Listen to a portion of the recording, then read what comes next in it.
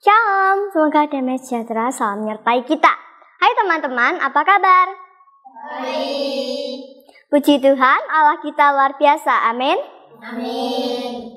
Perkenalkan, namaku Keisha. Hari ini aku akan menceritakan kisah tentang seorang tokoh Alkitab bernama Zakeus. Cerita ini ditulis pada Lukas 19 ayat 1 sampai dengan 10. Cerita ini dimulai saat Yesus sedang berjalan di kota Yeriko. Ia terus menelusuri kota itu. Banyak orang ingin melihat dan ingin tahu siapa Yesus yang disebut Kristus. Tidak terkecuali Zakeus. Zakeus adalah orang yang pendek secara tubuh jasmani. Ia berprofesi sebagai kepala penagih pajak atau kepala pemungut cukai. Namun setiap ia menagih pajak, ia selalu meminta lebih dari yang seharusnya. Oleh karena itu, banyak orang bencinya dan menganggap ia sebagai orang yang berdosa. Zakeus juga ingin melihat siapakah Yesus yang disebut Kristus, tetapi ia tidak bisa karena ia pendek. Zakeus mendahului kerumunan itu dan melihat sebuah pohon ara.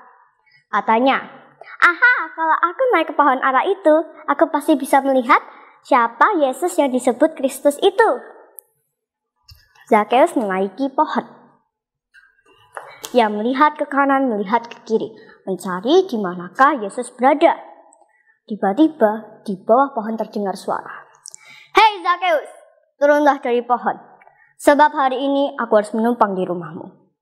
Ternyata yang menumpang di rumah yang memanggil Zakeus adalah Yesus yang ia cari. Zakeus turun dan menerima Yesus dengan sukacita.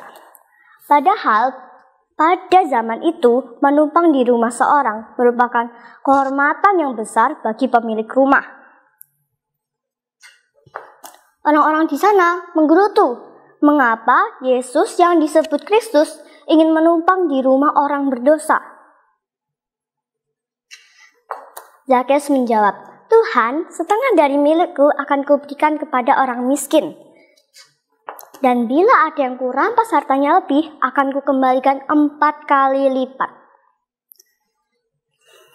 Yesus menjawab, "Pada hari ini telah terjadi keselamatan pada rumah ini, sebab ia pun anak Abraham. Sebab anak manusia datang untuk mencari dan menyelamatkan yang hilang." Adalah bunyi dari Lukas 19 ayat 1 ayat 10. Di sini aku punya gambaran agar kalian lebih memahami cerita. Ini adalah kehidupan Zakeus sebelum bertemu dengan Yesus. Tidak bermakna, dan hanya mementingkan diri sendiri dan kekayaannya.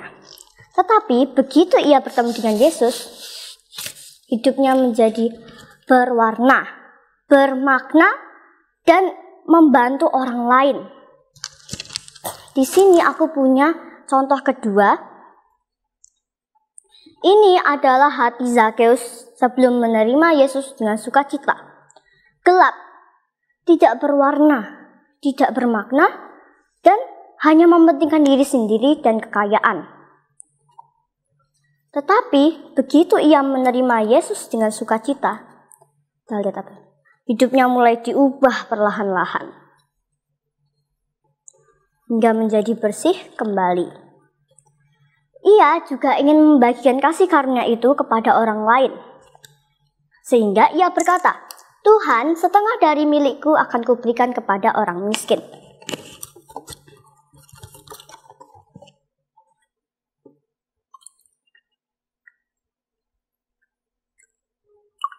Dan jadi bersih.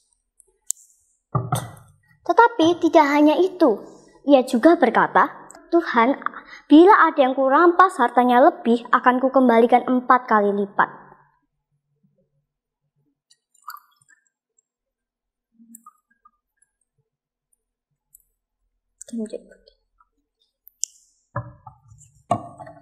Pada cerita ini, kita bisa tahu bahwa seberapa banyak pun dosa yang kita lakukan, seberapa banyak kali pun kita melakukan kesalahan, selama kita mau bertobat, Yesus pasti menerima.